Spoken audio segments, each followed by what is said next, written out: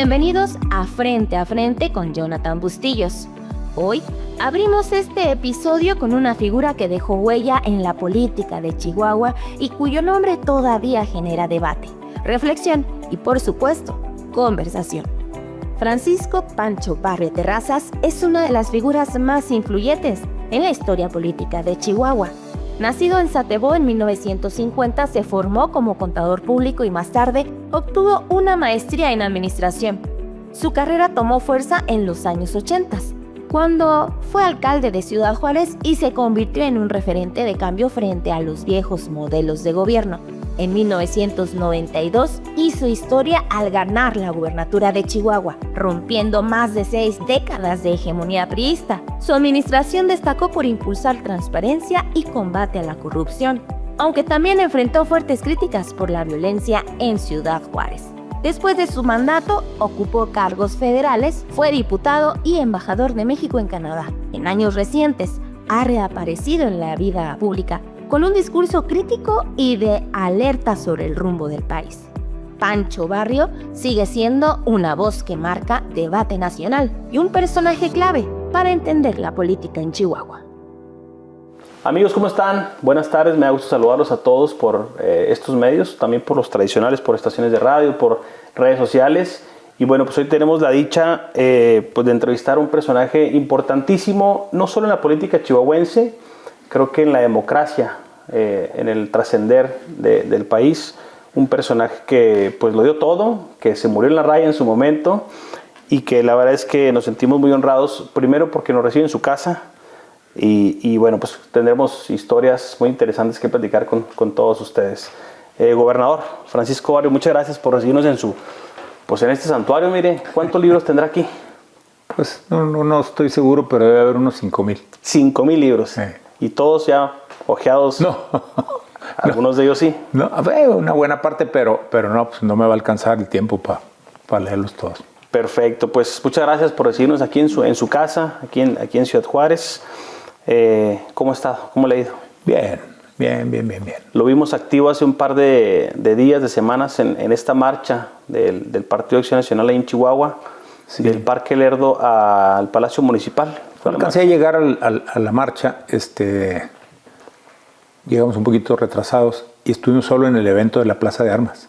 Ok. Pero sí, ahí estuvimos. Perfecto, en la fiesta partidista. Así es. En este resurgimiento, ¿no? Uh-huh. Que justamente es lo que queremos platicar con ustedes ahorita en estos minutos, ¿no? Cómo contrastar la época que vive su partido, tu partido, en estos momentos, como lo que fue en los 80, ¿no? Cuando tú encabezaste aquel movimiento que bueno, creo que queda en la memoria pues de muchos chihuahuenses y queda también en la historia, ¿no? Uh-huh. 1983, presidente municipal de Ciudad Juárez, tendrías 32 años, sí, estarías por cumplir 33 años, ¿no? Así es.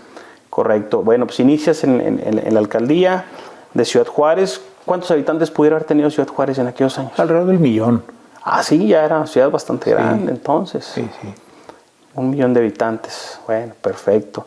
Iniciamos en 1983. Francisco Barrio pues empieza a hacer una marca, ¿no? A la par del Partido Acción Nacional. Empieza a tener bastantes simpatías. Y yo quisiera contrastar lo que vive hoy tu partido con esta, no precisamente tu partido, ¿no? La generación Z, ¿no? Que hace un par de días se manifestó en distintas ciudades de México, algunas inconformidades muy sustanciales, muy genuinas, y bueno, que pudiéramos más o menos compararlo a lo que fue aquel movimiento quizá de 1986, 1985, y bueno, yo quisiera preguntarte antes de entrar en más detalles, ¿qué hará falta para que esta generación de jóvenes, lo que tú fuiste en aquel momento de los 80s, pueda trascender? ¿Será necesario el cobijo de un partido político? ¿Será necesario el acompañamiento de algún líder de opinión? ¿O genuinamente ellos solos? ¿Cuál sería el paso a seguir para que se consolidara esta generación y pudieran empezar a tener protagonismo en la vida política en México? Ok. Pues mira, si hubiéramos de tomar como referencia lo que pasó en los 80s, yo te diría que aquello fue realmente el resultado de muchos factores, muchas cosas se alinearon para que eso ocurriera. Pero algo muy importante que debemos destacar es que no era solamente la acción de un grupito ciudadano en Juárez, no era solo la presencia ahí de algún líder, no era solo la actuación de un partido, eran muchas cosas más. Mira, en aquellos años, había organismos empresariales muy echados para adelante, muy definidos en sus posturas, no reduciéndose solamente a pelear por sus intereses económicos, sino reclamando en muchos sentidos pues, el imperio de la ley, la democratización del país. O sea, estaban así los organismos empresariales. Luego empezaron a surgir por todo el país una serie de organizaciones cívicas, de agrupaciones cívicas con el mismo afán, o sea, la misma hambre que veías tú por todos lados. De eso, hombre, de avanzar en un proceso de democratización. Entonces estaba por todos lados el fermento este. Había entre los obispos de aquella época también una conciencia y un compromiso con su pueblo, con su grey, que acompañaba en esa dirección. Seguramente tú conoces estas cartas pastorales que emitieron los obispos de Chihuahua en los 80s y que iban justamente a estos temas. Hay una, probablemente la más conocida, que se llamaba Votar con Responsabilidad. Y ahí los obispos daban una serie de orientaciones a la gente de en qué cosas debía de fijarse. Recomendaciones. Sí, digamos. O sea, no diciéndole vete por este partido, vete por este otro partido. Era, a ver. Bueno, poco les faltaba, ¿no? Para decirlo, pero... Bueno, pero lo que hacían era decir, oye, a ver, lo que es correcto, lo que la ética, lo que nuestra propia doctrina cristiana nos dice es esto y esto y esto y esto y esto y esto. Bueno, nomás observa ahora en las opciones que tú tienes, pues cuáles se acercan a esto y cuáles no. ¿Quién se asemeja? Sí. Y hacían jugaban ese papel también los obispos. Entonces te digo, era la suma de muchas cosas. Ahorita yo no la veo. Yo creo que hay inquietud, hay malestar en segmentos diversos de la sociedad mexicana, pero todavía se perciben, a mi manera de ver, algo dispersos. Y todavía me parece que con mucha desconfianza, muchos recelos unos de otros. Veo todavía difícil que empiecen a darse estas sumas, estas coaliciones en donde pues, cada uno desde su trinchera, desde su rol, siga empujando, pero ya coordinado con los otros. Yo creo que esta generación, mira, a mí me dio mucho gusto que el sábado pasado uno de los grupos que estuviera manifestándose fuera el de los jóvenes. Porque hasta ahora, pues lo que yo había percibido es que había poco interés de los jóvenes. Apatía. En los temas políticos, en los temas cívicos. Y me da muchísimo, muchísimo gusto ver eso. Porque, pues mira, yo no sé si este esfuerzo que ahorita están intentando vaya a tener un resultado concreto o no. Pero el hecho de que ya estén inquietos, que estén ya activándose, pues a lo mejor no les pega como ellos quieren, a lo mejor tienen que esperar 3 meses, 6 meses, 1 año para empezar a tener alguna otra presencia, pero ya están en eso, hombre, ya están activos, ya están dejándole pues salir a esa indignación que sienten igual que muchos mayores lo tenemos. Entonces para mí ese es un signo muy, pero muy, muy alentador. ¿De dónde va a surgir el líder o la líder que le dé cuerpo a todo eso, que aglutine todas esas inquietudes? Difícil saberlo, pero en donde menos lo esperemos, mira, va a brincar y de repente pum, va a aglutinar todo eso y se vuelve una fuerza que nadie puede parar. ¿Percibes la presencia del gobierno actual igual de intolerante que lo que fue en los 80s en tu época? ¿Lo percibes un poco más pasivo o estarán a la espera de cómo va tomando fuerza esto? ¿Cómo percibes tú la situación? Bueno, yo veo a este gobierno particularmente intolerante. Ok. El que no está de acuerdo con ellos es un traidor. A la patria no se vale pensar diferente que ellos. O sea, todos tenemos que pensar igual. Imagínate un país donde todo el mundo pensar igual. Yo creo que la fortaleza, la riqueza de los países está en eso, hombre, en que pueda haber variedad de ideas, riqueza de perspectivas, de convicciones, de todo eso, y que puedan estas interactuar, contrastarse, moverse. ¿no? Claro, hombre, contrastarse. Y el que piensa blanco dice sus puntos de vista, y el que piensa negro dice los de él. Y de la discusión sale ya una conclusión mucho más sólida, mucho más firme. Aquí no se puede eso, porque el gobierno, te digo, el que no coincide así 100% con ellos es un traidor. Y a descalificarlo y a echarle encima todo el aparato oficial, pues eso no lleva en una buena dirección. De veras, es un esquema de total intolerancia. Ahora, ve tú hacia dónde ha ido avanzando el país. Hace unos días vi por ahí un video que grabó una investigadora de la Ciudad de México, Amparo Casar, en donde habla de un índice que se publica en El Mundo todos los años y que tiene que ver con los niveles de la democracia en los distintos países.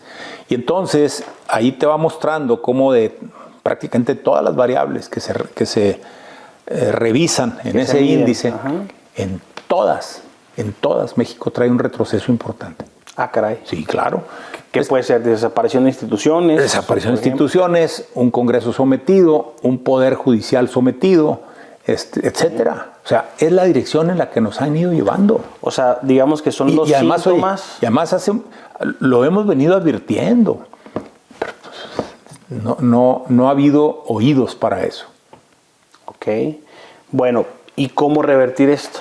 ¿Qué recomendación para estas generaciones, para estos incluso empresarios, ¿no? Podemos hablar de, no sé, Ricardo Salinas Pliego, por decir algo, de algunos actores, líderes de opinión que están surgiendo en el país con estas inquietudes y con ganas de trascender. Pues, ¿cuál sería la recomendación para que todos transiten en armonía?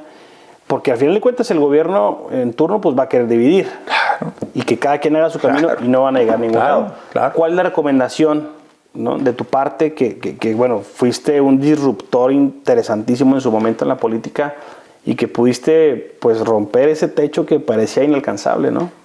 ¿Qué recomendación para ellos? Que hay que darle el beneficio de la duda a los otros grupos que manifiestan también estar en favor de esos esquemas democráticos y de respeto al derecho, respeto a la ley que todos queremos. Hay que estar abiertos, hombre, y en la disposición de agarrarse la mano y sumar fuerzas. Yo veo ahorita en algunos grupos una postura de que no, yo no quiero que me relacionen con no quiero que me relacionen, y yo voy solo. Pues sí, nomás que solo, no pues, alcanza. ¿A dónde llegas? ¿No? Okay. Sí, puede que su movimiento se mantenga así muy puro, así no me lo va a contaminar nadie. Pues sí, ¿y qué vas a lograr? No vas a lograr nada. Entonces, mi recomendación sería esa, a estar abiertos, a tener esa disposición a dialogar, a contrastar mis ideas con los otros, aceptar las ideas de otros, incluso en aquellas cosas en las que yo no esté 100% de acuerdo, pues aceptar que... Mira, en este tipo de situaciones, en donde grupos muy diversos tienen que sumarse, es casi imposible que tú encuentres todas las perspectivas iguales, todas las ideas iguales. Sin duda, si en una familia. Bueno, ¿no? Exacto. Entonces se tienen que ir trabajando acuerdos, se tienen que ir trabajando arreglos. Yo me acuerdo que allá en mis años decíamos que un buen arreglo era el que todos quedábamos igualmente insatisfechos. Ok. ¿Qué quiere decir eso, hombre? Que si entras en una dinámica así de entendimientos, de coaliciones bien entendidas, tú tienes que ceder algo y el otro tiene que ceder algo. Su punto de vista para ti en muchas cosas es inaceptable, el tuyo para los otros es inaceptable. Bueno, tú tienes que ceder algo, el otro tiene que ceder algo, pero pues oye, ese es el proceso porque el mundo ha vivido. Tiene que haber algo que los una, ¿no? Claro, bueno, todo, ¿no? En este caso yo creo que ya eso sí ya hay. Yo creo que ese algo que une a mucha gente, a muchos grupos diversos en el país, es la insatisfacción, la irritación que causa la manera de actuar del gobierno. Ok. Esa intolerancia, ese ir destruyendo las instituciones que tanto trabajo costó ir haciendo, que no eran perfectas, de acuerdo, hombre, de acuerdo, no eran perfectas. Si nuestra sociedad está lejísimos de ser perfecta y las instituciones difícilmente pueden ser muy distintas de lo que es la sociedad. Lo dice alguien que vivió en las entrañas de Canadá, ¿no? Claro. Y que conoces la política canadiense. Claro. De pe a pa. Pues, oye, las instituciones son reflejo de la sociedad en la que están insertas. No puede haber instituciones perfectas en una sociedad que adolece de muchos vicios. Dice Francisco Martín Moreno que las sociedades, ¿no?, en el mundo no tienen los gobernantes que se merecen, sino los que se les asemejan. Yo no sé si tengo razón, pero bueno, eso dice Francisco Martín pues Moreno. Es que esos son los que se merecen. Bueno, entonces va una cosa con la otra, ¿no? Pues oye, sí. y contrastando, a ver, vamos a regresarnos a 1983, 84. Eres presidente municipal de Juárez, muy joven. Muy joven. Yo no sé si se hace el más joven todavía. No. ¿Ya hubo alguien más joven? Sí, don Teófilo Borunda fue en los 20. Después gobernador. 25 años, 24 caray. años. Claro que Juárez pues era... Un ranchito. No, pues no era un ranchito, era una ciudad mucho más pequeña. Pero no dejaba de ser una ciudad muy importante del estado. Frontera.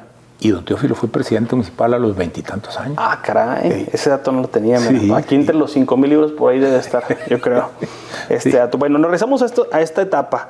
Francisco Barrio empieza a hacer un boom político, ¿no? Acompañado de su marca política, que es Acción Nacional. Tenías un programa de radio. Yo quisiera que nos platicaras de historia para que más o menos las nuevas generaciones que nos puedan estar escuchando, estar viendo, dimensionen lo que es una intolerancia, ¿no? Precisamente. Entonces, tú hablabas de, en algún momento me tocó escucharte de este programa de radio que tenías, me parece que los días lunes, un día a la semana, donde la gente te hablaba y pues te hacía peticiones, no sé si hasta mentadas de madre, qué sé yo, ¿no? Pues pero una que otra. Platícanos esa historia para que podamos dimensionar los riesgos que puede llevar, ¿no? Sí, ¿cómo no? La hegemonía de Sí. un partido político en una región, en un país, ¿no? Claro.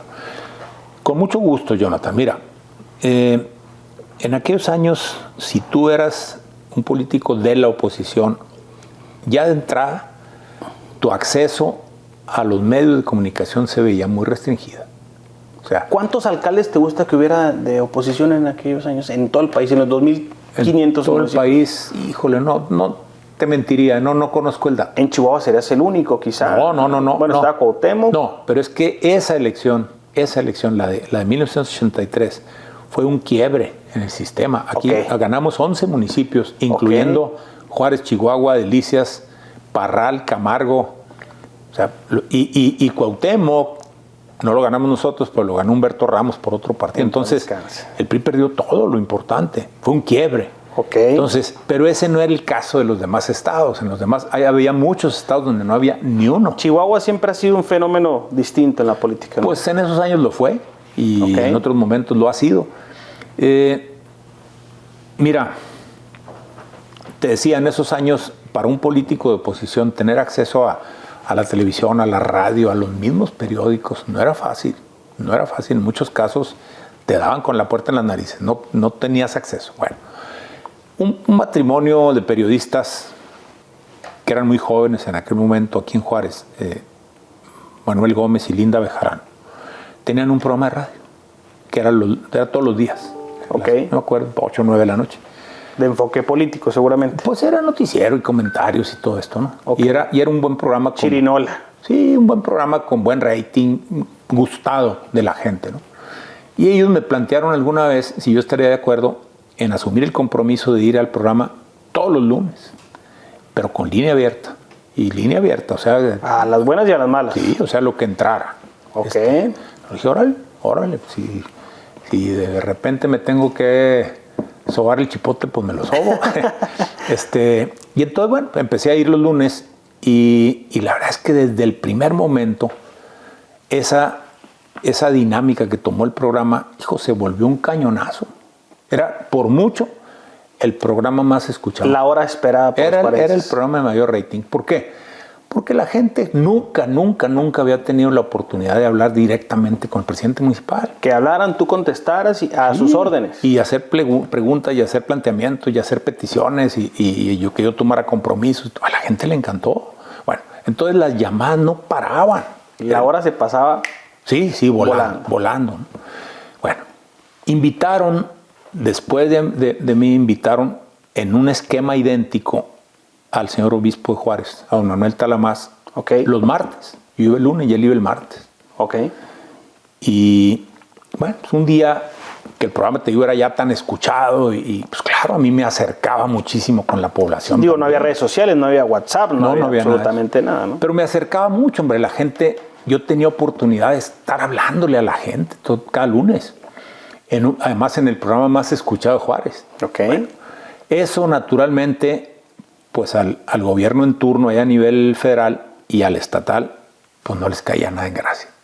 Nada en gracia que yo estuviera teniendo tanto contacto con la gente, que estuviera penetrando tanto con la población, que eso me estaba acercando con la gente. Bueno, un lunes llego a la estación y me dicen, oye, pues fíjate que con mucha pena, pues ya no puedes entrar. ¿Cómo que no puedo entrar? No, ya no puedes entrar. ¿Por qué no puedo entrar? No, pues, instrucciones. A ver, pero instrucciones, ¿cómo no? No te puedo decir nada. Instrucciones, no puedes entrar. No, fíjate, le dije, pues no me voy de aquí si antes alguien no me explica claramente lo que aquí está pasando. Y pues el pobre cuate, pues imagínate, pues nomás pasaba aceite y también ni modo echarme ahí. Imagínense aquel Pancho Barrio grandote, bravo. Pero además, oye, fuerte. Pues, con la investidura, o sea, el presidente municipal. Claro. A ver, échame fuera. Entonces, bueno, después de ahí muchos jaloneos, pues vino el gerente de la estación. Y entonces, pues a tratar de hacerme entender, oye, pues no, hombre, entiende, por favor, hombre, pues, recibimos una instrucción. Sí, le entiendo, nomás dime de dónde, ¿verdad? Y el pobre cuate, pues imagínate, yo sabía de dónde. Pero era la Secretaría de Gobernación y yo estaba presionando a que él lo dijera, pues claro que él no lo iba a decir. Lo metiste en aprietos. No, bueno, pues hasta que pues, me dijo de México, hombre, tú sabes, de México, fue todo lo que logré que dijera. Ya, está bueno, está bien, lo entiendo. No te culpo, muchas gracias por el tiempo que me dejaron estar aquí, nos vemos. Ya. ¿Cuánto tiempo habrás durado al aire? ¿Cuántos lunes? Pues no tengo idea, ¿para qué te cuento? Hace 40 años de eso. Pero entonces, lo suficiente para levantar mucha simpatía. A lo mejor un año, no lo sé, no me acuerdo. Bueno, me echan fuera y empieza a hacerse el escándalo con esto. Bueno, el día siguiente le toca al obispo y el obispo, bueno, sigue ahí con su programa y él era un obispo muy comprometido con su pueblo, señalando muchas de estas cosas. Y entonces él hace un reclamo al gobierno. Al aire, y no se anda por las ramas. Le hace un reclamo al presidente de la República, al secretario de Gobernación, por estarle negando a un presidente municipal la posibilidad de comunicarse con su pueblo. ¿Dónde se ha visto eso? ¿De qué se trata? Y bueno, don Manuel siempre era cuidadosísimo en su forma de expresarse, de verdad es un señor de lo más respetuoso, pero era un filósofo, entonces tenía una argumentación devastadora, brutal, o sea, te hacía pedazos. Entonces, él se pasa ese programa reclamando, argumentando por qué el gobierno federal había tomado esa decisión de echarme fuera. Y bueno, pues imagínate el impacto que eso causa. Llega el siguiente martes y el que ya no puede entrar es él. Sin Juan y sin las gallinas, entonces. Pero pues eso no era de extrañar, así era el esquema. Cuando un poco después yo fui candidato a gobernador en el 86, yo no podía entrar a ninguna cadena, a ninguna estación de radio. Ya olvídate de la televisión en el estado. Yo no podía entrar. Entraba a la de Hugo Piñeira en Camargo, que era un rebelde. Entraba a esa. A lo mejor ahí en alguna ocasión entré a la de Beto Gutiérrez con mucho temor. Parral. De Beto Gutiérrez. El 770 AM, Sí.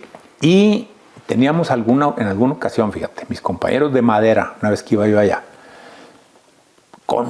pero con júbilo me dijeron, oye, fíjate, ya logramos, hombre, contratar una entrevista, van a hacer una entrevista de media hora. Dije, pues buenísimo, buenísimo. Qué padre.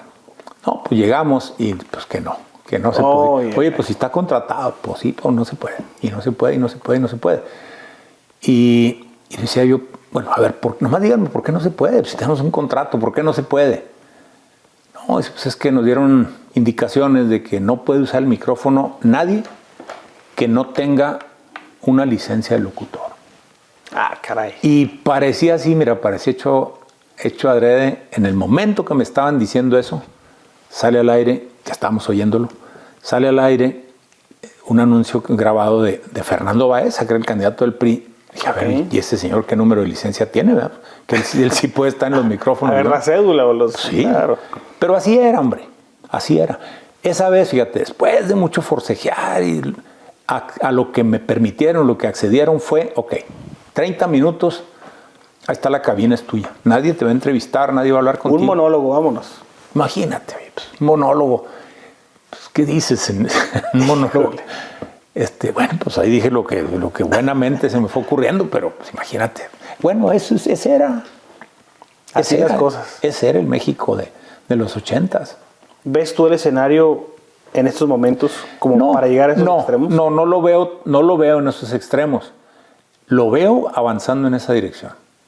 Tristemente, lamentablemente lo veo suprimiendo cada vez más y más libertades, arrinconando a la oposición, desmantelando instituciones democráticas que se fueron construyendo, que insisto, hombre, pueden no haber sido las mejores, pueden haber sido muy perfectibles, pero estaban ahí, hombre, y ya estaban funcionando y ya estaban dando algunos resultados.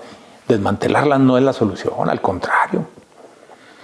Entonces sí, yo veo con mucha preocupación el rumbo en el que se nos lleva. Si alguien tiene conocimiento de causa de fondo y si alguien fue víctima de aquel PRI, pues fue Francisco Barrio, ¿no? En aquella elección del 86. Esa alianza del PRI y el PAN en las últimas elecciones, ¿cómo la ve Francisco Barrio? Pues mira, ciertamente era un tema muy sensible, muy difícil para tomar la decisión el PAN de entrar en una alianza con el PRI. Bueno, pues por los antecedentes que había de nuestras luchas precisamente enfrentándolos, pero además pues por una historia del PRI que nosotros habíamos señalado de años y años, de décadas, de pues historia de no me meto en más detalles, hombre, una historia no muy agradable, ¿verdad? Claro. Que la habíamos combatido, historia de fraudes electorales, de corrupción, de persecuciones, de asesinatos, de persecuciones, de muchas cosas, ¿no? Y no digo que todos los priistas, ¿verdad? Pero el marco, el esquema del sistema era ese. Entonces sí, no era nada sencillo entrar en una alianza como esa. ¿Qué fue lo que hizo que se diera esa alianza? Bueno, pues el ver que el antagonista, el adversario, la otra opción que se le estaba ofreciendo al pueblo de México, a nuestro juicio, es mucho peor. Porque ya estamos viendo que es igualmente corrupta o más que lo que había. Oye, estos escándalos que han salido del huachicol fiscal. Corregidos y aumentados. El huachicol fiscal, del tema de grupos criminales metidos en el gobierno de Tabasco, cuando Adán Augusto López era el gobernador. En fin, todos estos escándalos que han ido surgiendo, pues estamos viendo eso, hombre, que es tan corrupto o más corrupto que lo que había antes. Pero además, con ese agravante de que hay un claro propósito, un claro afán de ir desmantelando todo lo que tenga que ver con un esquema democrático. O sea, es cada vez más y más y más y más hacerse del poder absoluto, en donde nadie pueda oponérsele. Así las cosas. Que cada vez es más difícil, ¿eh? Oye, el siguiente paso, que están ya preparándose para darlo, ya está más que anunciado, pues es la reforma electoral. Ok. Y ahora, en cuanto se haga esa reforma electoral, pues, mira, va a venir a cambiar la forma en que operan los organismos electorales. Se ha hablado incluso de que pretenden regresar al esquema que en algún momento tuvo el PRI, en donde los organismos electorales no eran autónomos, eran parte del gobierno. Entonces imagínate, yo soy el gobierno, yo que pertenezco a un partido, soy el gobierno y yo controlo el órgano electoral. Pongo a los árbitros, ¿no? Los árbitros, yo le ordeno a los árbitros, yo soy el jefe de los árbitros. Bueno, se ha hablado de eso, de que pueden llegar a regresar los órganos electorales al ámbito del gobierno. Se habla como una cosa muy buena para el pueblo reducir el número de plurinominales, de diputados plurinominales.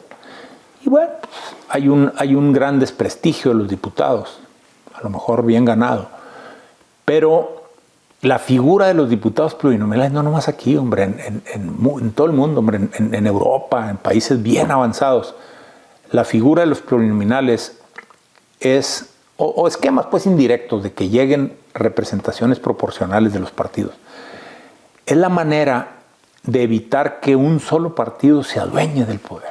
Quizá lo ideal sería reformular la distribución de las posiciones. A lo mejor, pero te digo, y lo presentan como algo muy democrático, ¿no? Pues si tú no los eliges y no se eligen directamente por tu voto, ¿por qué van a estar ahí? Sí suena muy padre. Suena bien. Pero en la práctica, te digo, lo que estarían haciendo es prácticamente ya no va a haber diputados de la oposición, o va a haber un puñadito de diputados de la oposición, y entonces pues ahora sí todo el control, las 3/4 partes del Congreso siempre, y ahora sí, lo que venga, reformas constitucionales, reformas legales, del tamaño que sean, me las aviento yo solo. Okay. Luego hablan de, vamos a quitarle el apoyo económico a los partidos. También se oye muy padre. Nada más que el que está en el gobierno, pues tiene toditita la ventaja, ¿eh? Porque, bueno, primero porque puede allegarse recursos de muchas otras partes, mucha gente que va a estar interesada en aportarles dinero para obtener ciertos beneficios. Pero además porque se hace uso indebido del recurso público. Okay. Tú ves, oye, estas brigadas que recorren todo el país entregando beneficios y cómo lo plantean, llegan con sus chalecos del color de su partido y diciendo que esto es de parte de su partido. Pues es un uso totalmente indebido del recurso público. Entonces tú dices, a ver, ya le vamos a quitar el recurso económico a los demás partidos. Bueno, pues ahora sí. Entonces los demás partidos que se vayan a la inanición, que queden de este tamaño. Y entonces sí ya. ¿Qué falló en Acción Nacional? 12 años de gobierno federal consecutivos. Claramente no tuvieron las cámaras, ¿no? O sea, no era un poder absoluto como lo es hoy, por ejemplo. Pero ¿qué falló en Acción Nacional? ¿No será que, y lo platicábamos ahorita de camino aquí a tu casa, Francisco, ¿no será que el rival más fuerte que tiene Acción Nacional es la propia Victoria, como lo decía don Luis H. Álvarez, ¿no? O sea, ¿no será que la Victoria derrotó a Acción Nacional y no supieron permanecer en el poder y que el ADN genuino de Acción Nacional es ser oposición y cuando está en el gobierno en turno falta, no quiero decir ese oficio, pero quizá ese conocimiento profundo de la política en México? Mira, cuando Fox ganó la presidencia y en los meses siguientes, circuló en México un estudio que había hecho un investigador francés, okay, un politólogo francés. Y lo que hizo fue desarrollar ahí algún método que permitía medir qué parte del poder público en el país tenía cada fuerza política. Entonces metía ahí fórmulas, entonces tienes la presidencia de la República, pues eso vale tanto, tienes tantos gobernadores, esto vale tanto, tienes el Congreso. Y era un esquema... O sea, cuantificó los poderes, las posiciones, sí, una cosa así. Exactamente. Okay. Entonces, tú aplicabas este esquema y el PRI, desde los 30 en que nace, el 29, hasta Salinas de Gortari, aplicabas este esquema, el PRI tenía el 98% del poder público. Sindicatos, cámaras empresariales. Tenía el presidente, siempre tenía el presidente, tenía los 32 gobernadores del país. Okay. Tenía las mayorías absolutas y calificadas en la Cámara de Diputados y en la Cámara de Senadores federales. Además los locales. Tenía las 32 legislaturas locales, todas eran de mayoría priista absoluta. Y luego lo que dices, bueno, pues tenían el ejército, tenían las policías, tenían los jueces, tenían la ley, tenían el presupuesto público, y luego esa posibilidad de apretarle las tuercas a los medios, a los sindicatos, a las centrales campesinas. Pues, el 98% del poder público lo tenían ellos, la oposición pues un 2%. Bueno, cuando entra Zedillo, eso disminuye un poco. 94. En 94, ya estaba Francisco Barrio en Chihuahua como gobernador. Sí. Baja California. Ernesto Rufo en Baja California y Carlos Medina en Guanajuato. Ok. Bueno, ahí ya este esquema, cuando lo aplicaban, hacían corrían el modelo y resultaba que el PRI tenía, híjole, no me acuerdo, pero alrededor del 90%. Bueno, cuando entra Fox, ¿cuál es la proporción del poder que tiene el PAN? Menos del 50%. Aún teniendo la presidencia. Ok. Menos del 50%. ¿Por qué? Porque no tenía el Congreso. Okay. No tenía la Cámara de Diputados, no tenía la Cámara de Senadores, no tenía mayoría en ellas.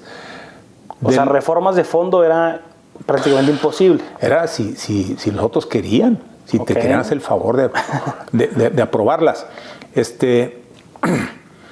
Gobernadores del PAN en esos años, pues, habría 5, 6. Chihuahua ya no lo era, por ejemplo. Chihuahua ya no lo era, pero era Nuevo León, estaba Jalisco. Bueno, ponle que hubiera 5 o 6, hombre, llegó a haber 8.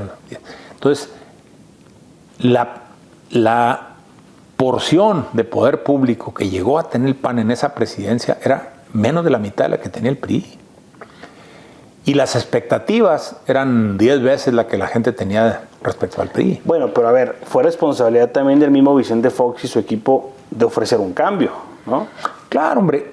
También, mira, también tienes tú que entender la dinámica de las elecciones. Que si no lo prometías, bueno, pues no ibas a ganar. Claro, ¿no? Tienes que ofrecer ideas, esquemas, conceptos que pueden ser viables. Prometer no empobrece. No, pero no en un plan cínico, decir, ay, lo prometo, ya sé que no se puede. Okay. No, cosas que tú a ver. Porque ha pasado, ¿eh?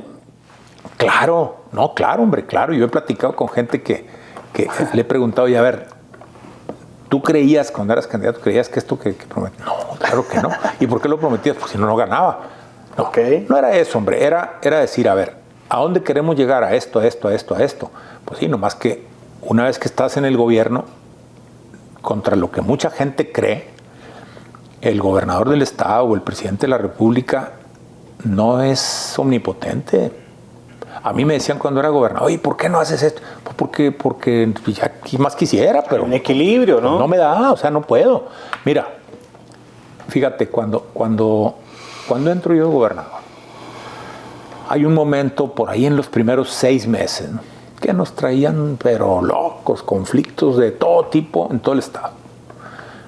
Y hay un momento en que... Como decía Peña Nieto, desestabilizando, ¿no? Claro, claro, y haciendo quedar mal, o sea, y complicándote las cosas horrible, que huelga aquí, que huelga allá de la Junta Central de Aguas, y que los maestros y la chistosa... Te traen, imagínate. Sí, claro. Imagínate en esas condiciones, dice, a ver, voy a entregar estos resultados maravillosos. Pues, ¿cómo? Si no te dejan ni moverte. Bueno, hubo un momento en que yo reuní, no sé, 8 o 10 de los funcionarios del gobierno del estado, pues todos los que tenían que ver con las áreas políticas. Y a ver, vamos a ver. Primero que nada, vamos a hacer aquí un recuento de todas las situaciones de conflicto que traemos ahorita. Y enlistamos 19. Y 19 picudas. O sea... Estamos hablando de principios del 93, quizá. Sí, mediados del 93 a lo mejor. Que cada una de esas por sí sola era un conflicto difícil, complicado para el gobierno del estado. Traemos 19 a la vez. Bueno, después de que las trabajamos y las analizamos, mira, la conclusión fue decir, a ver, de estas 19, estas 5 o estas 7 o las que hayan sido, esas, ni modo, esas pues que sigan su curso y topen donde... ¿Cómo arreglarlas? Ni cómo, no tenemos ninguna posibilidad, órale, esas que se vayan. Estas otras, bueno, pues vamos a tratar de negociar, y te quedas con 2 o 3, entonces, bueno, ahí me voy a ir a fondo. Pero 2 o 3 de 19. Oye, yo me aventé un tiro con el sindicato de maestros que duró 2, 3 años. Okay. Y mira que hicimos una limpia en el sistema, echamos más de 4,000 aviadores para afuera y unas cosas ahí inconcebibles. Pues sí, nomás que cuántas de esas te puedes echar.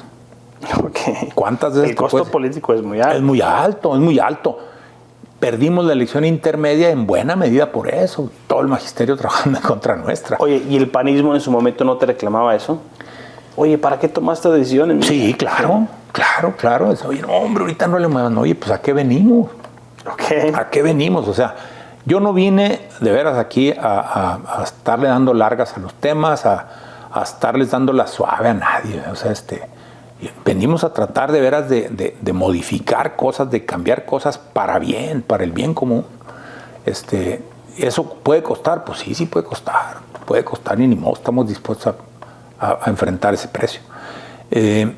Entonces, te lo digo porque también yo he escuchado ese reclamo. Bueno, pero Fox pudo haber acabado ahí de tajo con el PRI. No era así de sencillo. No era así de sencillo. Y luego, mira, lo que pasa no nomás en México, ha pasado en el país del mundo que me digas. Ve ahorita Argentina, los países árabes, que viene así un despertar ciudadano. Okay. Viene un cambio de gobierno, hay una gran esperanza de que ese gobierno va a cambiar cosas, y luego las expectativas se vuelven desmesuradas. O sea, la gente espera que vas a cambiar y que en 5 años efectivamente vas a ser Dinamarca. Potencia mundial, ¿no? Okay. Y entonces lo que pasa una y otra vez, y lo hemos visto, te digo, en todos los rumbos del mundo, es que pues después de 2 años, 3 años, 4 años, hay un desencanto. Hay un desencanto porque lo que va pudiendo lograr el gobierno en turno, por más que vaya logrando buenas cosas, por más que vaya avanzando, pues no alcanza a reflejarse en un cambio en el día a día de la población. Híjole, 6 años parecieran muchos, pero resulta ser un sueño. ¿Se van? Sí. Se van rápido. Sí, en realidad, fíjate, decían mis colegas gobernadores en aquellos años, en estas chambas, los días son muy largos y los sexenios son muy cortos. Okay. Y es cierto, hombre. Tú puedes tener una serie de ideas, de iniciativas, de proyectos que luego ya a la hora de la hora, pues híjole, no los alcanzas a hacer.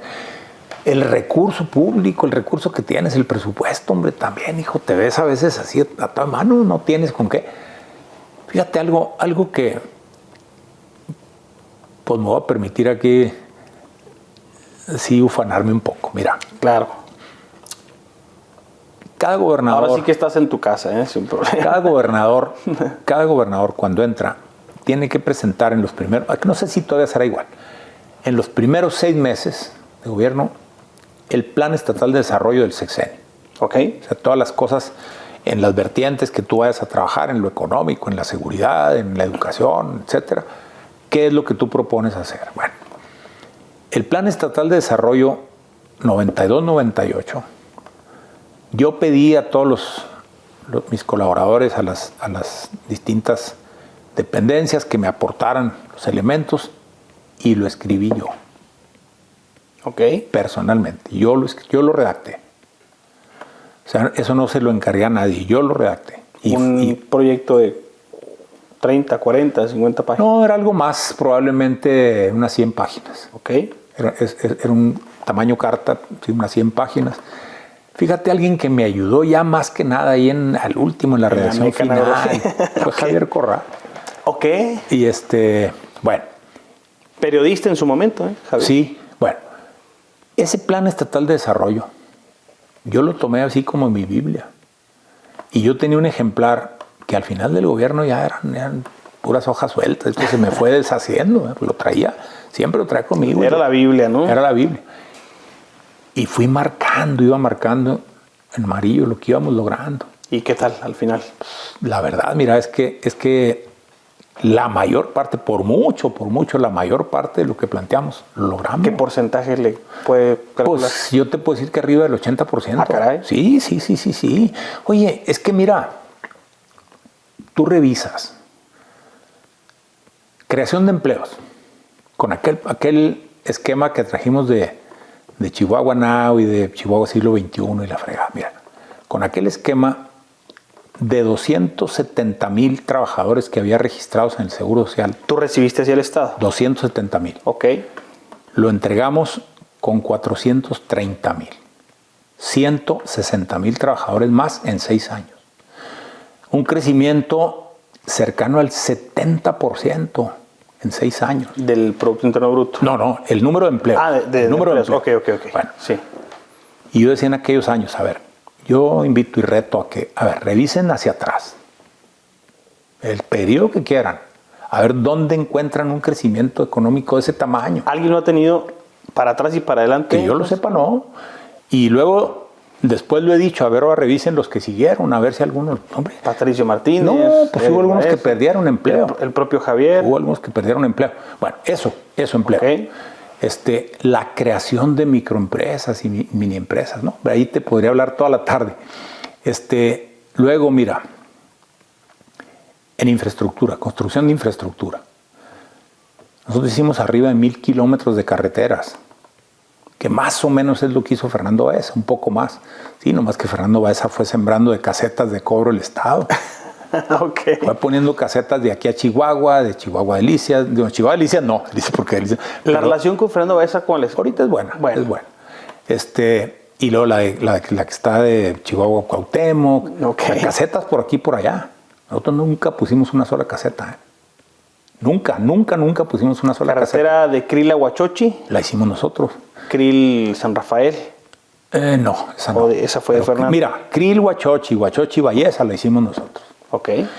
Eso fue lo que cerró el círculo Gran Visión que fue concebido en la época del gobernador Óscar Flores. Y ese círculo estaba incompleto. Bueno, fíjate, esa es la otra. Hicimos carreteras allá en la sierra. Donde hay pocos votos. No, pero deja tú los votos, la orografía. O sea, 1 kilómetro de pavimento allá. Te cuesta 5 veces, 6 veces, 10 veces lo que te cuesta en la llanura. Ok. Bueno, y así hicimos 1,000 kilómetros de carretera. Hicimos 5,000 kilómetros de tuberías de agua potable. 2,000 kilómetros de drenaje. Los datos frescos, como si fuera ayer. Bueno, pues es que eso yo me los memoricé. Oye, yo ¿no tiene de casualidad ese librito todavía por aquí? Pues a lo mejor. Mira, yo les decía, a ver, 2,000 kilómetros de drenaje es de Ciudad Juárez a la Ciudad de México. O poco más. ¿No? Es de Ciudad Juárez a México. Sí, tal cual. Y bueno, pues es obra que no se ve. Enterrada, la del agua igual. Pues sí, la población en general no lo veía. Pues sí, pero el que ahora ya tenía agua en su casa. Esa sería la bandera, si resumiéramos los 6 años de Francisco Barrio, en una acción, en una política pública, en una obra, en un proyecto, ¿cuál sería? Pues, mira, ciertamente un área muy, muy, muy exitosa fue la de desarrollo económico. Y ahorita te podría empezar a platicar de todo lo que hacíamos con las microempresas. Una belleza, de veras. El tema de infraestructura, pues ahorita te dije algunas cosas, pero faltan muchas otras de cosas que se fueron construyendo. En los temas de seguridad,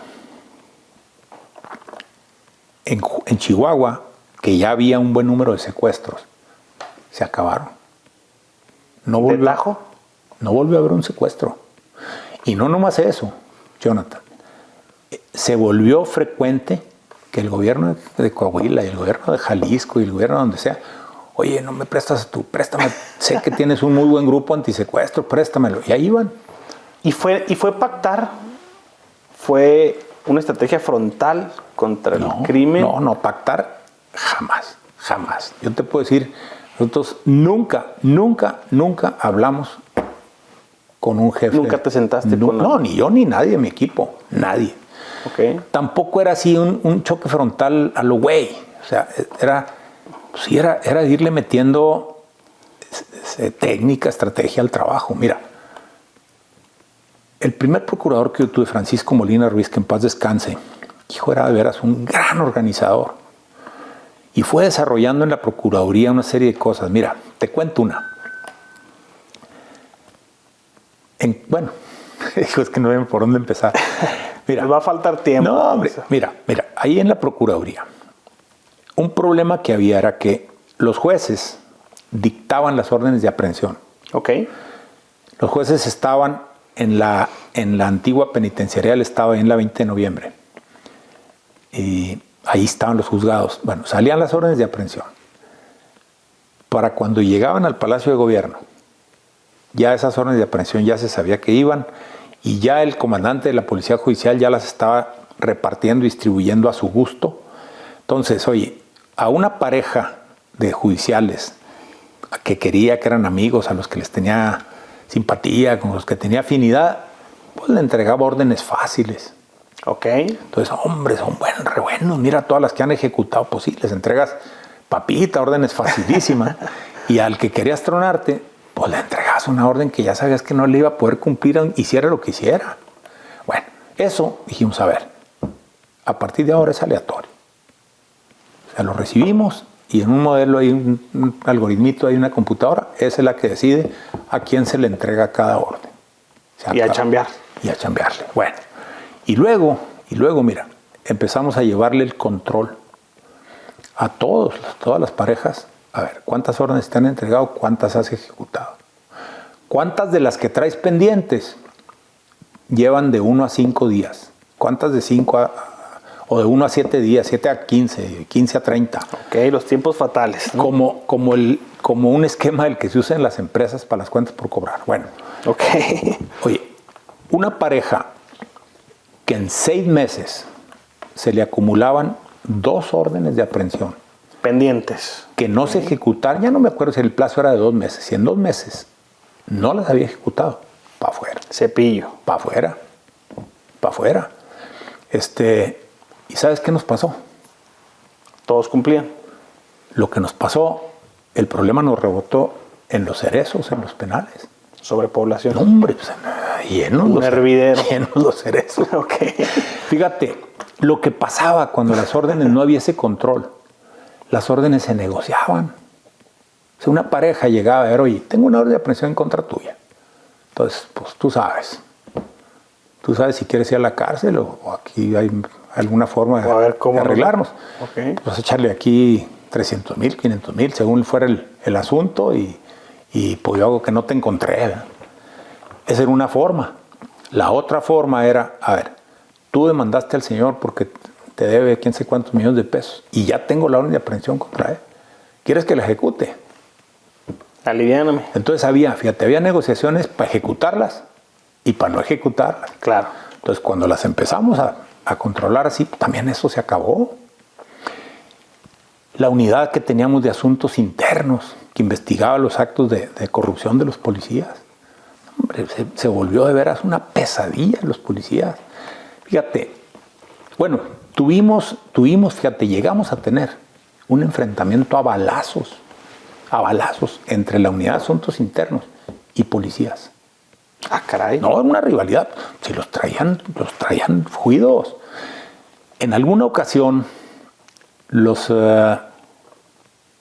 dirigentes ahí de la FECHAC, que esa también se creó cuando estábamos nosotros, el presidente, que era Samuel Cáliz, y los consejeros y la chistosa, decidieron ir a hacer un viaje por la sierra, pues porque allá es donde estaban haciendo muchas de las inversiones de la FECHAC. Y pues pidieron ahí que se les podía poner algo de protección. Oye, una asociación civil ejemplar, bueno, un fideicomiso ejemplar, no sé si en todo el mundo, ¿eh? Ahorita te cuento cómo nació. Ok. Entonces, bueno, se les asignó ahí una pareja de policías a que fueran con ellos y pues anduvieron una semana ranchando. Los pueblitos, de ahí llegaban aquí y andaban los judiciales ahí zorros con ellos. Y ya cuando ya estaban por regresarse, ahí entre ellos, oye, no, hombre, pues aquí estos policías, hijo de veras, no, hombre, se han pasado aquí de cumplidos y de atentos. Y que, dijo, pues, sería bueno darles alguna propina, hombre. Entonces los llamaron y dije, oye, pues mira, estamos muy contentos, mira, si quisiéramos darles... No, se llega a enterar asuntos internos voy a la cárcel. Así nos va. No. Eso me lo platicaron los de FECHAC. Ok. Entonces la unidad de asuntos internos de veras jalaba. Oye, en el tema de carros robados, el gobierno de Texas hizo una ceremonia especial para darnos un reconocimiento de la cantidad de carros robados allá, recuperados aquí y se los regresábamos. Ok. Sí, no lo habíamos visto nunca. ¿Por qué le damos tanta importancia a recuperar los carros robados? Porque homicidios, secuestros, se cometen en carros robados. Entonces tú le pegas al robo de autos y le estás pegando indirectamente a los otros crímenes de alto impacto. Coahuila presume bajos índices de hechos delictivos en los últimos años y argumentan la desaparición de yonques, casinos y, si no me equivoco, el tema de burdeles y todo esto, ¿no? Ellos dicen que es una forma de quitar entradas de dinero a los grupos, ¿no? Pues sí, seguramente. Fíjate, mencionaste la FECHAC, de veras una institución ejemplar, padrísima. En el año 91, cuando la tromba. En Chihuahua hay una tromba, en la ciudad de Chihuahua hay muchos damnificados. El gobierno de Fernando Baeza promueve el que se cree una sobretasa en el impuesto sobre nóminas. Se constituye un fideicomiso que iba a administrar ese recurso. Todo lo que se captó de ese 10% sobre la nómina, sobre el impuesto sobre nómina, se le entregaba al fideicomiso. Y el fideicomiso dedica todo ese año el dinero a ayudar a los damnificados, a apoyarlos, ¿no? ¿Ya? Pasa el año 91, ya se ayudó a los damnificados. O sea, fue solo por ese año. Sí, nada más. Y se acabó era un propósito muy concreto, era el de ayudar a esos damnificados. Resarcir ese problema, ¿no? Correcto. Entonces, bueno, yo entro en el 92, ese fideicomiso que se llamaba el empresariado chihuahuense, pues ya estaba prácticamente dormido, estaba inactivo ya. Encabezado en su momento por don Samuel Cáliz. Samuel Cáliz. Okay. Samuel Cáliz desde el principio era el presidente y Samuel me insistía mucho, pues que quería darme un informe de cómo estaba el fideicomiso y las finanzas. Y yo sabía que tenían 200,000 pesos en caja. Bueno, pues, ¿para qué tanto relajo? Bueno, está bueno, Sammy, ándale, vamos. Éramos buenos amigos, ya me sentí un día con él. Quería tu atención, hombre. Pues sí, me dio el gobernador. Pues sí, me dio el informe y pues sí, todo muy transparente, muy bien manejado. Entonces, pero pues sí, nomás que era un organismo pues, que ya estaba dormido, ya no tenía razón de ser, ¿no? Bueno, llega el 1 de enero del 94.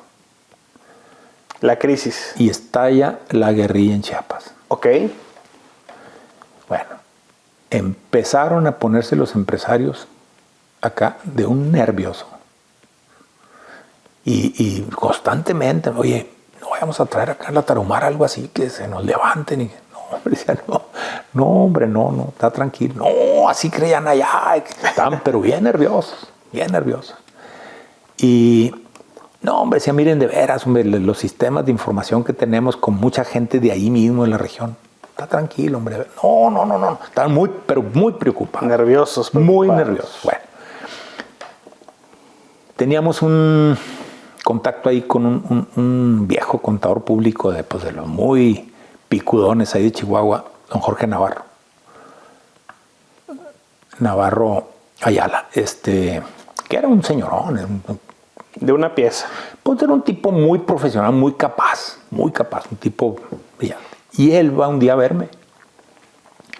Y él me dice, oiga, me doy cuenta, dice que los empresarios andan nerviosísimos con el tema de la guerrilla. Ese es el momento de reinstituir el 10% sobre el impuesto de la nómina. Que se cree el fideicomiso y que ahora haga en la Tarahumara muchas obras sociales pues, para prevenir estas cosas. Ok. Se las puede vender así, se la van a comprar inmediatamente. En efecto, me reúno ahí con los líderes empresariales de la ciudad de Chihuahua. Les cuento la idea. Me dicen, oye, no, pero ya, órale, vámonos. Y entonces me dijeron, mira, y para que tú no te desgastes, porque un impuesto es un impuesto, aunque sea el 10% del 1% de la nómina, es un impuesto. Es dinero. Y a nadie le gusta pagar impuestos. Entonces, para que tú no te desgastes, deja que nosotros lo trabajemos y que convenzamos a los de Delicia y a los de Camargo, a los de Juárez. Ya. Como si fuera iniciativa de ellos. ¿Sí? deja que lo trabajemos nosotros. Pues yo encantado, órale, échense. Llegó un momento en que viene y me dice, ya, órale, ya puedes sacar, todo planchado. Sacar la iniciativa. Nada más dice que sí hubo mucho el señalamiento de que no se vaya el 100% a la Tarahumara. También acá en nuestras ciudades hay cordones de miseria. Ok. Y hay muchas necesidades, entonces pues que la mitad se vaya para la Tarahumara y la mitad se gaste en donde se recaudó. Pues se me hace muy bien. Y así se mandó la iniciativa al Congreso del Estado y así fue como se reinstituyó lo del cobro de nómina y nació la fecha actual. Ya no aquello de atención a los damnificados, sino ya este esquema de trabajo social. ¿Hasta el día de hoy? Hasta el día de hoy. Que por cierto, algún hermano tuyo está ahí, ¿no? No, es mi sobrino. Tu sobrino, perdón. Mi sobrino es el presidente ahorita. Excelente. Sí, así fue, fíjate. De esas cosas que se dejan. Y la envidia de todo el país. De todas partes. Y han querido, y han venido a preguntar y a pedir que se les asesore y tratan de armarlo y no les fue, no ha funcionado. En ningún lado está pegado. Fíjate, otra. Llegó un día el presidente de la Cruz Roja de Chihuahua y me dice, oiga, gobernador, es una tristeza cómo operamos. Pues sí, hacemos la colecta anual. Lo invito a que venga a ver cómo está la Cruz Roja. No tenemos nada, unas ambulancias, garras, unas camionetas viejas. No, pues no tenemos, estamos de veras con las uñas, hombre.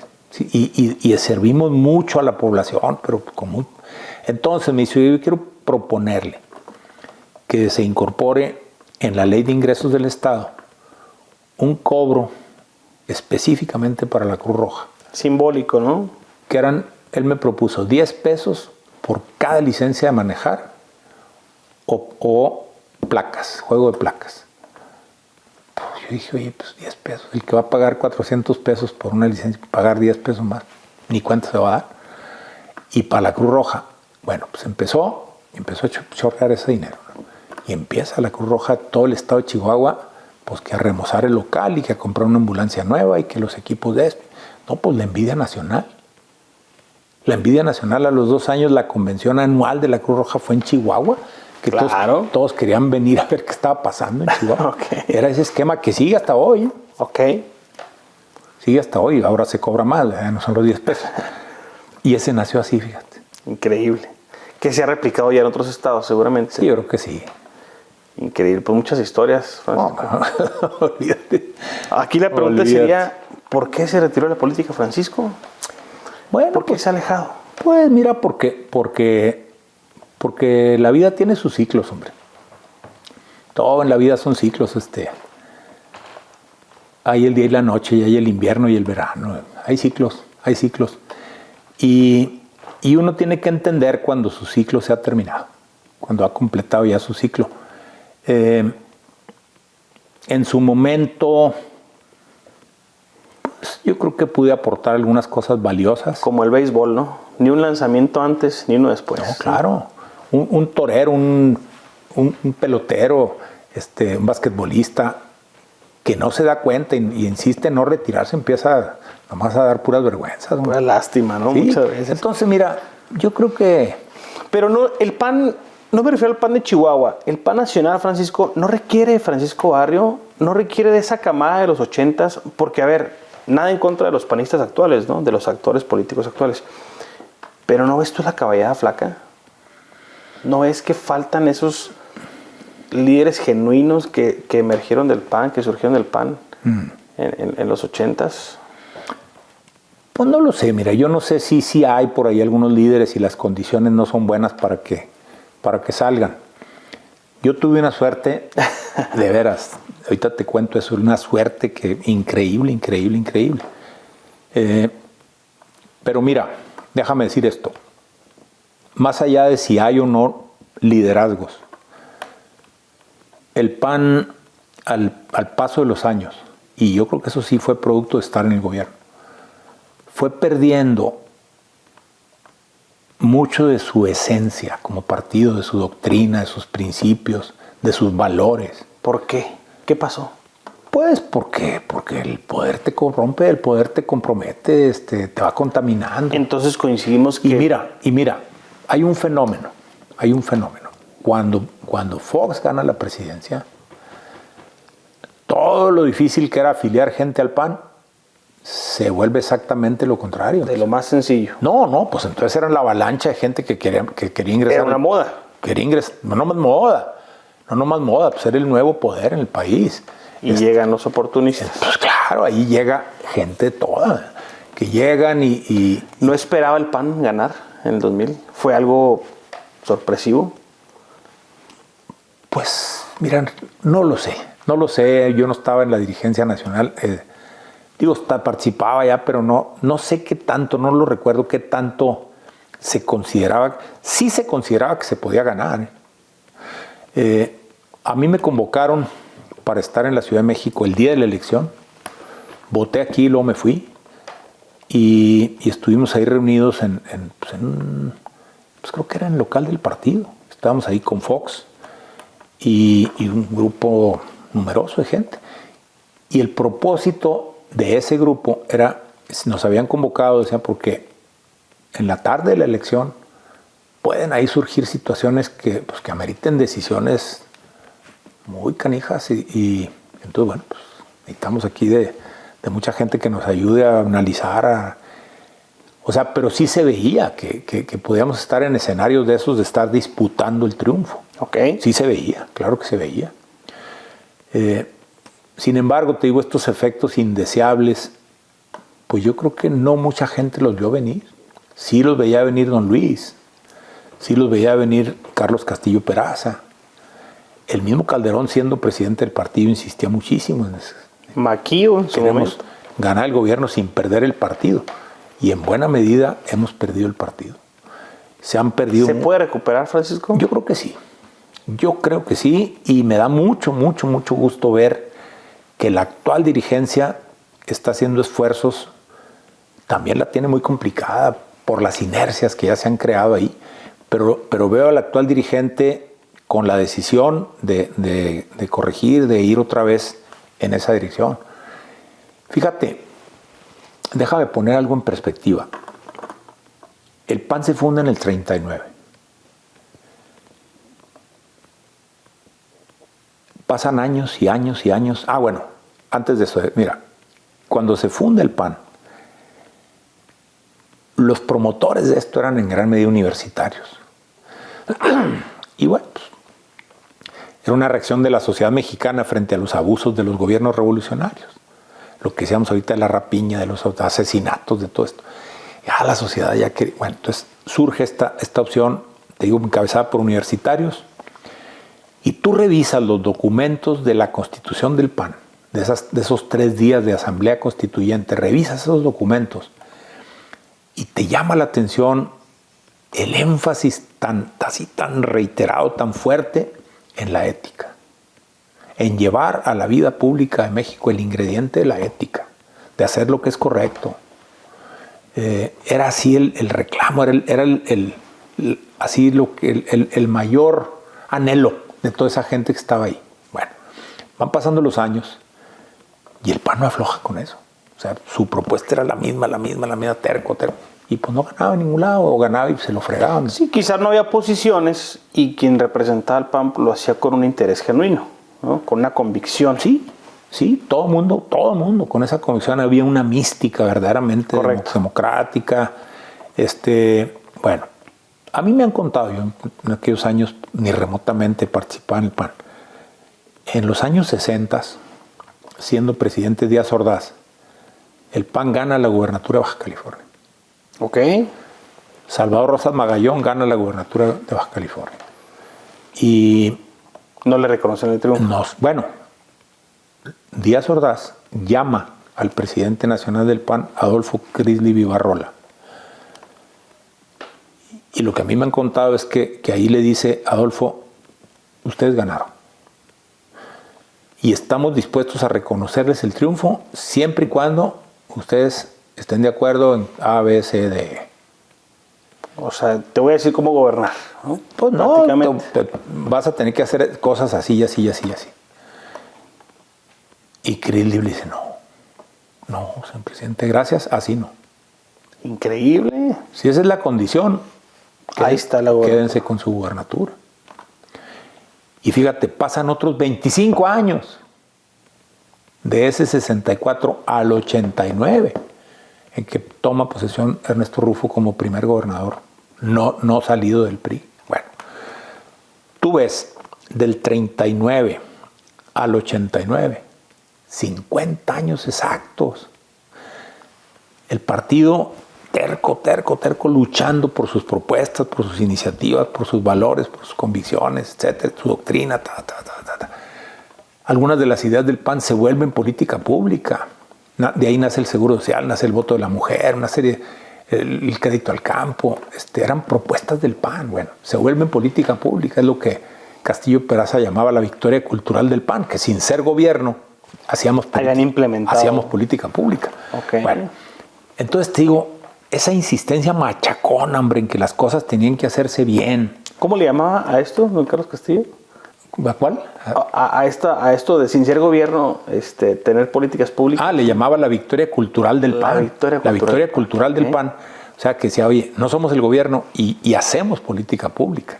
Okay. Bueno, es que mira, ese comportamiento así machacón en lo ético, en lo correcto. Lo voy a anotar porque me gustó, pero sí, adelante. En lo correcto, hacía pues, que mucha gente le tuviera un reconocimiento y hasta una admiración al PAN por lo que hacía, aunque le diera algo de miedo acercarse al PAN, porque en aquellos tiempos no era deporte extremo. Sí, claro. Entonces, bueno, sin embargo, eso le va ganando al PAN el reconocimiento de muchísima gente.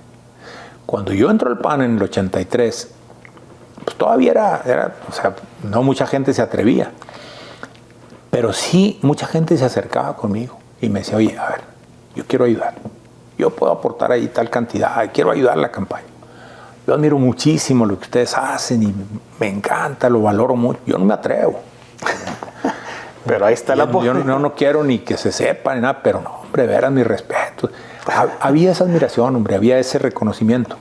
Entonces, mira, yo lo que digo, tú revisa la historia de los partidos políticos en todo el mundo. A ver cuántos hay que hayan aguantado, que hayan perseverado 50 años. Sin ocupar una sola posición. Sin ocupar, ya no digas la presidencia del país, una pinchurrienta gubernatura. Okay. Digo, no es poca cosa, ¿no? No es poca cosa, pero no es el poder del país. Claro. Bueno, ni siquiera una gubernatura en 50 años. Y ahí seguía. Revisa a ver cuántos casos de esos hay en el mundo. Si los encuentras, los vas a poder contar con los dedos de la mano. Y entonces, mira, yo lo he visto en términos de que durante décadas el PAN juega un rol de ser en muchos sentidos la conciencia del país. Lo era. Señalaba las cosas que tenían que señalarse, denunciaba las cosas mal hechas. Era la conciencia del país.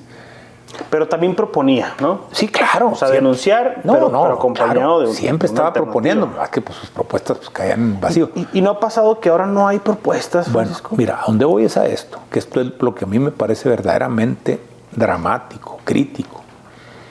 El PAN, pues por problemas que ha tenido propios de que sea... Por el propio ADN panista. Pues que se ha perdido un poco en su actuar. Yo creo que ha dejado de ser esa conciencia del país. Y tú buscas saber si hay alguna otra y no la hay. ¿El PAN debe volver a sus bases? Pues por supuesto, hombre. Es que de veras, mira, ese es un servicio... no es ganar por ganar. No, hombre, ese es de veras la política en el mejor sentido de la palabra, la política del servicio, la política del bien común. Que ese es el concepto central del PAN, siempre fue el concepto. La búsqueda del bien común. Entonces, ahorita te digo, yo no veo en ninguno de los partidos políticos alguno que pueda ejercer ese rol. Ninguno. Necesario, ¿eh? Indispensable. Entonces, fíjate, ese servicio valiosísimo, indispensable, que el PAN le prestó al país por décadas, ahorita no hay quien se lo dé. Entonces, a mí, de verdad, por eso me da tanto gusto ver que la dirigencia actual del PAN esté invitando y esté abriendo las puertas y todo para tratar de rescatar eso que era lo que... Más allá de si ganan o no ganan. Pues tiene que ir junto, hombre. un partido también a tiene nadie que le afecta la ganar victoria, ¿no? para eso son los partidos, para ganar el poder público. Pero que vaya hermanado con esto, que vaya sobre esa base de ir con esos principios. Mira, yo creo que los que gobernábamos municipios y estados en aquellos años lo hacíamos con esa mentalidad, con esa convicción de trabajar verdaderamente por el bien común, hombre. Ahorita cuando ves que millones de dólares y que se llevó no sé qué tal, oye, ¿qué necesidad? Como no, dirá tu pero paisano. a mí jamás ni me pasaba por la cabeza, hombre, el llevarme un peso o algo. De veras estaba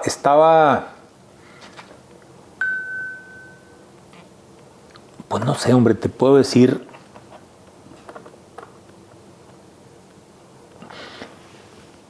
está apasionado, de veras.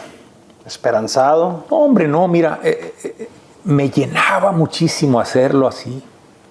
O sea, era mi misión, hombre, era de veras así el cometido para el que yo estaba ahí. Y, oye, es una oportunidad única. ¿Cuánta gente tiene esa oportunidad de hacerlo? Días largos y sexenios. Pero ¿cuánta gente puede? ¿Cuánta gente puede hacer eso? Claro. Y te decía yo ahorita, mira, mi hijo me platicaba, terminó hace poco su maestría y me platicaba de un profesor que tenía ahí, buenísimo el profesor. Y que este profesor es un gringo ahí muy picudón. En algún momento les dijo en una conferencia que el éxito depende de 3 factores. Ok. Uno es la capacidad, conocimientos, experiencia que tú tengas. Ese dice, se puede representar un 15-20% del éxito. Luego, el carácter, el coraje que tengas tú para hacer las cosas, pues ese puede ser otro 10-15%. En total ahí lleva ya un 30-35%. Y el tercero, ese otro 65-70%, es la suerte. ¿Tanto así, Francisco? Así. Y que alguien lo cuestionó y le dijo, bueno, no puede ser tanto. Y le dijo, a ver, tú que me estás cuestionando, el otro empresario tú que me estás cuestionando, te voy a platicar y lo fue llevando a la historia de él mismo, de este otro empresario. No, hijo, ¿sabes qué? Dijo, ya, ahora sí, es el 80. Okay. Bueno, ahora yo te voy a decir por qué te digo yo que tuve muchísima suerte. Mira, a mí jamás me pasó por la cabeza la idea de ser político. Al contrario. Contador público. Sí, pero yo quería hacer carrera en el sector privado, quería llegar a tener alguna empresa propia, o sea, pero nunca pensé para nada estar en el sector público. Yo le decía a mis amigos que yo entre más lejos estuviera de la política, mejor. Que esa gente que andaba en ese medio era gente con la que yo no quería tener gente perversa. Nada que ver. Okay. O sea, nada que ver, gente que de verdad me repugnaba ver lo que yo veía ahí. Entonces, con la política yo no quería saber nada. Pero mira, esas bromas que la vida te juega. No te hago toda la historia larga, de repente soy el candidato a presidente municipal de Juárez. Y bueno, pues empieza a hacer una campaña muy vigorosa, muy innovadora, muy fresca. La gente se empieza a entusiasmar y empieza a prender y agarrar vuelo aquello. Y entonces, fíjate, cuando iba a hacer esa elección, empezaba el gobierno de Miguel de la Madrid. Miguel de la Madrid nunca fue un hombre de partido. Él fue siempre un funcionario de alto nivel, vamos a decir, un burócrata de alto nivel, director general, subsecretario y luego secretario. Pero él no era un hombre de partido, nunca fue ni diputado, ni senador, ni que tuviera ya una participación, una trayectoria importante en el PRI, ¿no? De repente él es el candidato a presidente de la República, por el PRI. Bueno, pues, entonces eran los años en que una vez que se designaba el candidato del PRI, ya todo el país sabía que ese señor era el siguiente presidente. Agachar la cabeza y esperar. Sí, ese era el siguiente presidente, independientemente de que todavía no fuera la elección, él era.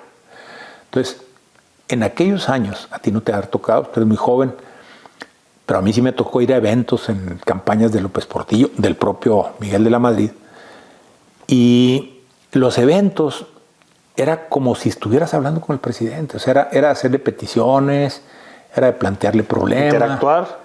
Pero ya buscando que hubiera la respuesta. O sea, oiga, mire, tenemos aquí estos problemas, tome nota, necesitamos su ayuda, su apoyo, que se comprometa. Como si estuvieras hablando con el presidente ya. Ok. Así era. Bueno, él recorre el país en campaña. Y pues esos recorridos de los candidatos del PRI pues eran paseos triunfales, hombre. No eran campañas a luchar por el voto, eran paseos triunfales. Bueno, él gana. Viene Juárez. Sí, vino Juárez y a todo el país, ¿no? Y ya llega a la presidencia y él llega con una convicción. Él que no conocía al PRI, ve al PRI en todos los eventos estos donde él está y se queda con el convencimiento pues, de que el PRI es una maquinaria poderosísima, vigorosísima, que tiene una gran fuerza y un engranaje, arraigo en la gente y todo eso. Y entonces el razonamiento de él es saber, ¿para qué hacer fraudes electorales? El PRI tiene la fuerza suficiente para ganar sin esas cosas. Para jugar derecho. Sí, entonces viene la instrucción tajante, así. Tajante, elecciones limpias. Pues elecciones limpias, les ganamos Juárez, Chihuahua, Camargo, Delicias, Parral y otros que no nos reconocieron. Ahora sí que le pusieron un susto al diablo. Ganamos 11 y nos reconocieron 7. Bueno, después de eso, Fidel Velázquez y todo, el grito en el cielo, y ahora el voto patriótico, el fraude patriótico se impone y a parar a la reacción y que no sé qué tanto. Y entonces hay un gran estremecimiento allá al interior del PRI y hay reacciones, o sea, repelan el que se estén haciendo así las cosas. Y entonces, bueno, la reacción es, se acabó. Se acabó. Cuando el país ve lo que ocurrió en Chihuahua y en Durango, que Durango también se ganó ese mismo día, la capital, el país ve eso, no hombre, todas las siguientes campañas, hijo de su madre, era así, se volcó el pueblo a apoyar a los candidatos. Bueno, y unas campañononas en las que siguieron Sinaloa, Baja California, Puebla, Coahuila, y seguramente ganaban. Entonces el padrino político de Francisco Barrio es Miguel de la Madrid, ¿no? Pues accidentalmente, que él ni me sin conocía. Sin querer queriendo, nada. como decía. Accidentalmente. Entonces te digo, candidatos que estoy segurísimo que ganaron, no llegaron. Gente que era muchísimo más capaz que yo. Gente mucho más experimentada, más preparada, más madura. Lo dudo, pero... No llegaron. Porque la suerte no jugó con ellos. No. O sea, se abrió una ventanita de este tamaño. Ok. Y esa ventanita me tocó a mí. Y luego cuando entré yo se cerró. Ya. Pues y ahora a ver quién lo para. Dime si no es suerte. Ok. No, digo, son varios... Es el cúmulo de ciertos ingredientes, ¿no? Sí. Liderazgo, talento, Sí. perseverancia. Y luego yo creo que aprovechamos el espacio, aprovechamos la oportunidad y pues ya vino todo después lo del 86 y todo eso. Entonces... Francisco, para terminar, porque la verdad es que ha sido muy amena la plática, muy interesante. Te veo alejado del actual gobierno del Estado, es mi percepción, pero a la vez te veo cercano al partido en lo estatal. ¿Hay algo ahí o es una mala percepción de mi parte? No, la verdad es que me he mantenido a distancia de la vida pública en general. Cuando Corral, con quien yo he tenido siempre una relación muy cercana, ganó la gubernatura, él me invitó a que yo le coordinara el equipo de transición. Ok. Y acepté. Y luego él me insistía en que yo fuera el coordinador del gabinete. Y ya no le acepté. Y desde entonces, bueno, pues tomé distancia. Él sí, a veces de repente me buscaba y me pedía alguna opinión, o sea, pero yo ya tomé distancia desde entonces. O sea, porque mi propósito pues era ya desentenderme, desafanarme de la vida Atender pública. a los 10 nietos y toda la cosa. Hombre, y hacer otros proyectos, otras cosas que yo quería hacer. Tengo ahí mis negocios y los atiendo. Entonces sí me he mantenido ya más retirado. En el partido a nivel nacional soy consejero vitalicio. Okay. No asisto al consejo. No he ido hace mucho tiempo. Sí estoy más retirado. Sí estoy más retirado. Sí ha habido momentos en que digo, hijo, pues hay que estar. Y, por ejemplo, en la campaña del año pasado y le coordiné a Xochitl la campaña aquí en Juárez. Okay. Que así nos fue, ¿verdad? Pero han sido momentos así en que digo, bueno, pues órale, hay que entrarle. Sí estoy retirado. Estoy bastante retirado. Perfecto. Pues te agradecemos pues ahora sí que el recibimiento, la charla. Creo que nos faltaron minutos, ¿no? Sí. Y baterías también, creo que en las cámaras, pero muchas gracias por la charla. En verdad es que muy, muy nutrida, muy interesante. Y pues ojalá tengamos oportunidad nuevamente de seguir platicando, Francisco. Sí, hombre, muchas gracias. No, con mucho gusto. Gracias. Y de veras, hoy también me da mucho, mucho gusto que tengan ustedes ahora esta presencia en la sierra. Gracias. Hacía muchísima falta un medio propio allá en la sierra. Fíjate, eso ya no me dio tiempo de platicarte cómo enfocamos nosotros nuestro trabajo en la sierra. ¿Tienes unos minutitos más? Adelante.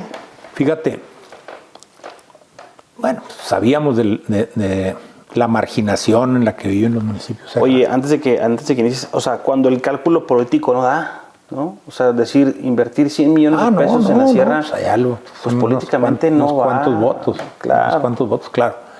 Comparado con las ciudades. Entonces, claro. Pero bueno, decíamos, oye, allá es donde está la mayor marginación, allá es donde hay las mayores necesidades, donde la gente está en unas condiciones infrahumanas y necesitamos revertir eso en la medida en que podamos. Entonces, fíjate, establecimos un esquema de trabajo. Seleccionamos 22 municipios de aquella región del estado, desde acá Madera, okay, hasta allá abajo Guadalupe Calvo. Okay. Todos, 22 municipios. Por supuesto, pues Huachochi, Bocoina, Batopila, Zurique, todo eso, todo, Aguarich, todos, Chinipas, Moria, Zapares, todos esos. Y los partimos en 3 zonas. Cada mes hacíamos una reunión en una de las zonas y asistían los 22 alcaldes. Ok. Le tocaba, no, perdóname, yo creo que asistían nomás los de esa zona. Ok. Asistían los de esa zona, los 7 o los 8 que fueran en esa zona. Y entonces yo me llevaba a todo el gabinete estatal. A toda la caballada. Al director de Desarrollo Económico, que era el secretario de Desarrollo Económico, al de Educación, al procurador fiscal, al procurador general del Estado. Todo el gabinete iba conmigo. Todo el gabinete iba conmigo. Y me llevaba a todos los delegados federales. Les caían las muelas, pues, pero tenían que ir conmigo. Entonces me los llevaba a todos. Y entonces empezaban ahí los presidentes municipales, pues que necesitamos esto y que no me han atendido esto y que la verdad. Venían los pobres, oye, duraban acá 3, 4, 5 días y no lograban ver al secretario no sé qué, de salud, de no sé. Que fuera, ¿eh? Entonces ahí, órale, aquí los tienen, échenle. Y entonces íbamos tomando nota de lo que pedían, de lo que planteaban. Qué interesante. Y se hacía el compromiso. Ok, a ver, esto es lo que plantearon. Ahorita mismo, ¿qué respuesta? ¿Qué respuestas? Entonces, pues a ver, pues que el procurador ofrece el delegado de la Secretaría de Educación Pública en el Estado, entonces, compromisos. Fírmele, vámonos. Compromisos, ya, aquí se levanta el documento y nos vemos aquí en 3 meses. Al otro mes íbamos a la otra zona. Y darle seguimiento. Y al otro mes a la otra zona. Ok. Bueno, llegábamos a la primera zona. En la otra vuelta, otra vez. En la siguiente vuelta, a ver, primero que nada, a ver, los compromisos anteriores. ¿Qué pasaba? Pues esto se pudo, esto no se pudo, esto se cumplió, no se cumplió, Y ahora viene lo nuevo, échele más. Fíjate. No, pues te soñaban los secretarios y los delegados. No, bueno, oye, la inversión pública estatal en todo lo que era esa región se cuadruplicó. Y la federal se triplicó. Humildemente. La federal se triplicó. Ok, siendo oposición. Sí, pues es que ahí los teníamos a todo el mundo. Fíjate, hacer un esquema y se lo conté yo a Corral. Dije, oiga, ese esquema, hombre. Y no lo hizo. Pues yo creo que no. Yo creo que no lo hizo. Pues, ¿por qué? Porque, digo, de verdad fue algo, para nosotros fue algo exitoso. Oye, además los alcaldes, hombre, se sentían, pues verdaderamente. Pues el gobernador viene a mi casa. Atendidos. ¿No? Claro. Atendidos, escuchados. Y luego, bueno, pues que pasábamos a la báscula y a todos los demás. Oye, a ver qué pasó, te comprometiste, échale. Ok. Qué interesante, ¿eh? Sí, qué muy suave. interesante. Pues muy buenas historias, muy buena historia, fíjate, sobre todo. Sí, entonces de veras me da tanto gusto que estén ustedes haciendo labor ahí en la sierra, que tienen tanta necesidad. La verdad es que nosotros, como te decía ahorita, iniciamos en 2017 y nos queda claro que somos un puente de comunicación entre quien ejerce el poder y pues quienes habitamos la sierra, ¿no? Quienes apostamos por la sierra seguimos ahí, que a veces la corrida financiera no da para invertir allá, pero pues ahí ya nos debemos, ahí crecimos y ahí nos hemos forjado. Entonces estamos tratando pues de llevar ese rol, ¿no? Para toda la gente. Pues, muchas gracias, Francisco. Pues felicidades y que haya mucho éxito. Muchas gracias. Pues gracias a toda la gente que estuvo al pendiente de esta entrevista, de esta charla con Francisco Barrio. Y bueno, pues no nos queda más que despedirnos. Que tengan una excelente noche. Muchas gracias.